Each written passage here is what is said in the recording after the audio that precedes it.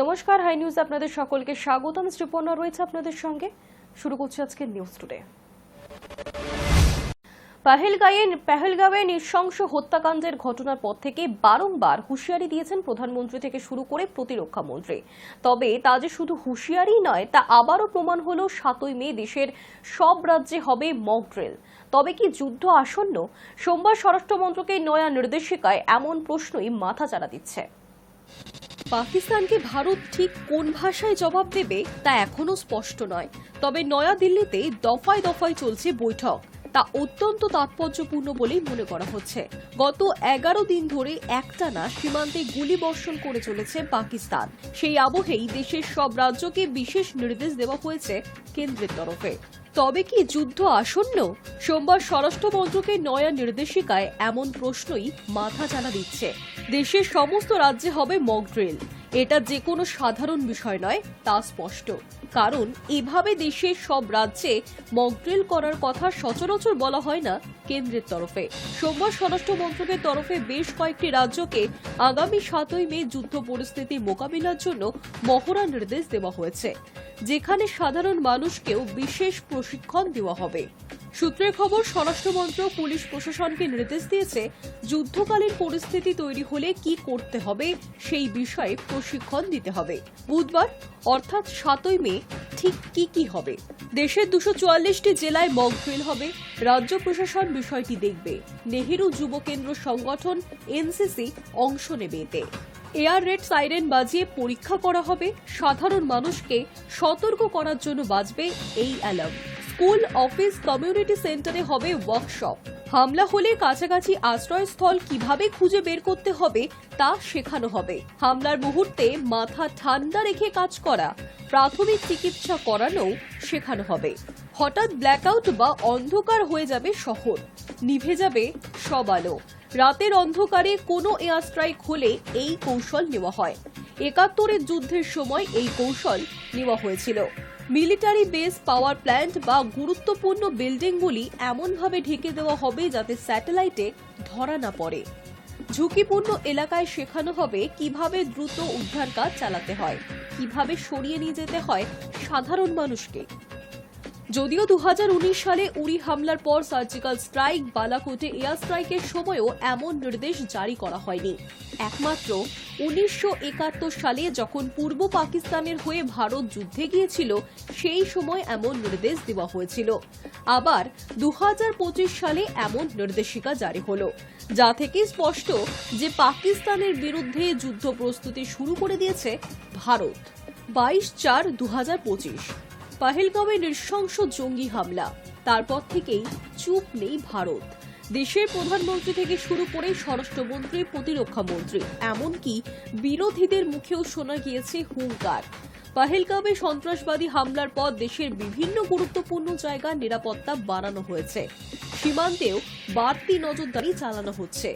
নয়াদিল্লিতে একের পর এক হাই ভোল্টেজ মিটিং করছেন প্রধানমন্ত্রী। এই আবহেই স্বরাষ্ট্রমন্ত্রকের এই নির্দেশে যুদ্ধের জল্পনা আরও জোরালো হলো বলেই মনে করা হচ্ছে।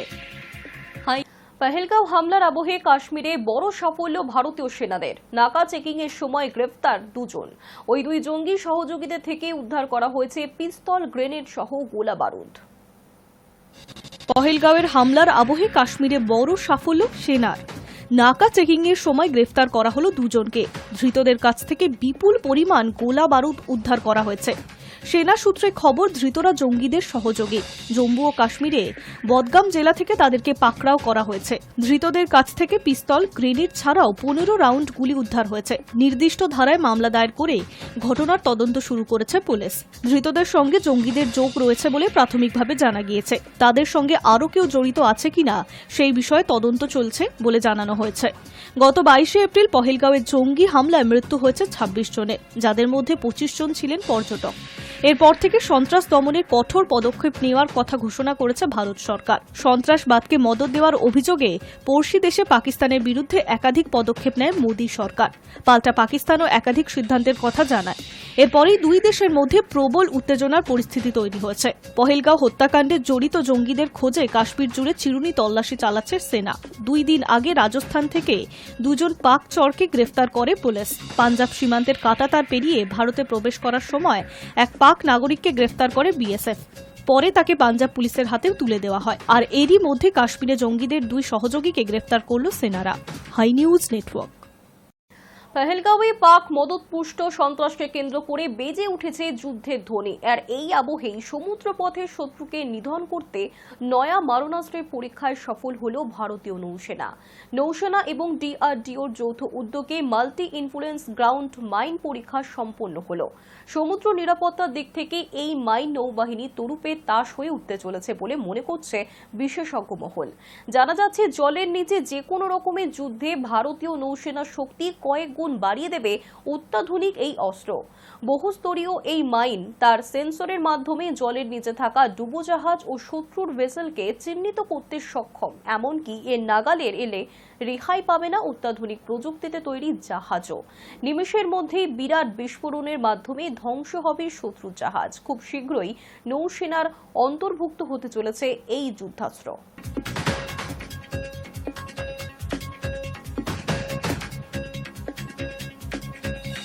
নজর রাখবো ওয়েদার আপডেটে। মঙ্গলবার ও বুধবার রাজ্যের সমস্ত জেলাতেই ঝড় বৃষ্টির সম্ভাবনা রয়েছে। তবে বৃহস্পতিবার থেকে আবহাওয়ার পরিবর্তন হতে পারে। সপ্তাহান্তে ফের অসহ্য গরম এবং অস্বস্তিকর আবহাওয়া তৈরি হবে। মঙ্গলবার কলকাতা সহ সব জেলাতেই ঝড় বৃষ্টির সম্ভাবনা রয়েছে, কিন্তু বুধবার কলকাতায় বৃষ্টির সম্ভাবনা থাকলেও তা অপেক্ষাকৃত কম। তবে বৃহস্পতিবার আবহাওয়ার বদল ঘটতে পারে, গরম বাড়তে পারে। আবহাওয়া দপ্তর জানাচ্ছে শুক্রবার থেকেই কলকাতায় আকাশ পরিষ্কার হতে শুরু করবে। এরপর শুক্রবার থেকে রবিবার পর্যন্ত গরম ও অস্বস্তিকর আবহাওয়া তৈরি হতে পারে। সেই সঙ্গে তাপমাত্রা বাড়তে পারে 3 থেকে 5 ডিগ্রি সেলসিয়াস পর্যন্ত। এর পাশাপাশি রবিবার কলকাতার তাপমাত্রার সঙ্গে বইতে পারে শুকনো হাওয়া। পূর্বাভাস অনুযায়ী মঙ্গলবার দক্ষিণবঙ্গের সব জেলাতেই বজ্রবিদ্যুৎ সহ হালকা থেকে মাঝারি বৃষ্টির সম্ভাবনা রয়েছে। সেই সঙ্গে প্রতি ঘন্টায় 30 থেকে 40 কিলোমিটার বেগে বইতে পারে ঝোড়ো হাওয়া। আবার বুধবার থেকে কিছুটা হলেও ঝড় বৃষ্টি কমতে পারে দক্ষিণবঙ্গে। তবে বুধবার বজ্রবিদ্যুৎ সহ বৃষ্টির সম্ভাবনা রয়েছে উত্তর ও দক্ষিণ 24 পরগনা, পূর্ব মেদিনীপুর, নদিয়া ও মুর্শিদাবাদে। বৃহস্পতিবার থেকে ক্রমশ তাপমাত্রা বাড়তে পারে। শুক্রবার থেকে রবিবারের মধ্যে দক্ষিণবঙ্গের বিভিন্ন জেলায় 3 থেকে 5 ডিগ্রি সেলসিয়াস পর্যন্ত তাপমাত্রা বাড়তে পারে বলে জানিয়েছে আবহাওয়া দপ্তর। মঙ্গলবার বজ্রবিদ্যুৎ সহ বৃষ্টির সম্ভাবনা রয়েছে দার্জিলিং সহ 5 জেলায়। মঙ্গলবার দার্জিলিং, কালিম্পং, জলপাইগুড়ি, আলিপুরদুয়ার, কোচবিহারে বজ্রবিদ্যুৎ সহ হালকা থেকে মাঝারি বৃষ্টি হতে পারে।